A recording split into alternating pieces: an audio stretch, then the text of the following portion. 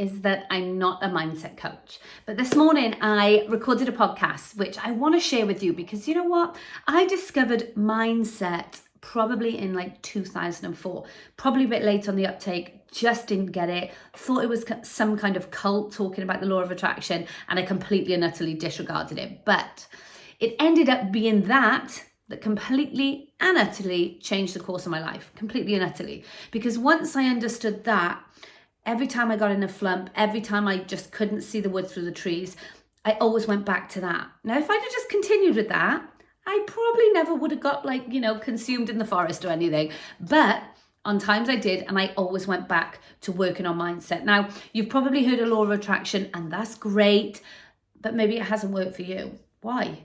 Why does it work for some people and it doesn't work for you? Maybe you just don't understand exactly what it is. And actually, maybe you're more like kind of sciencey based. Therefore, you might be better off watching like the Meta Secret or something like that. So that's my top tip. Work out, what do you need to hear? What do you need to hear for you to understand it? I've done a podcast today on kind of more like the Meta Secret. If you haven't heard of The Secret at all, it's a book and a film by Rhonda Byrne, and I think it is incredible. She has a series of The Secret, The Power, and The Hero. Brilliant things to watch. You can catch them all on YouTube, or you could buy the DVD. This is what completely changed my life. I never would have applied for the police. I never, ever would have been ready for a relationship when I met my husband. I never would have kind of advanced in the police as I did. And I never would have understood the power of goal setting. Plus, monitoring my thoughts. I didn't think I was a negative person, but I really, really was. I was terrible.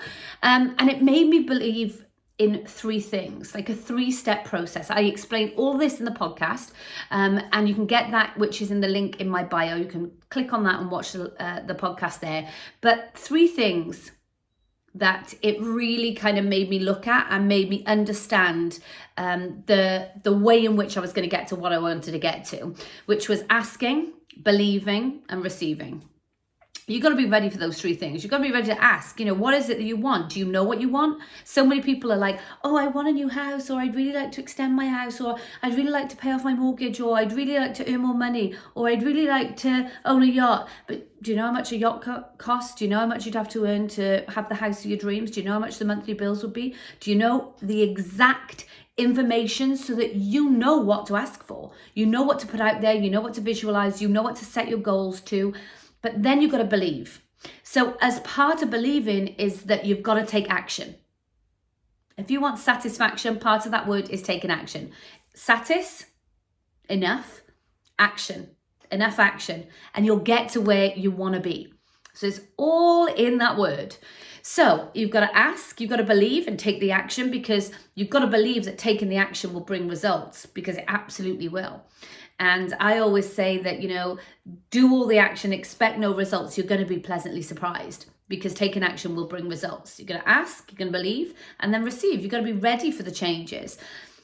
The first step of that is being grateful for what you've already got. So I think the podcast this morning is a great kind of Monday motivation.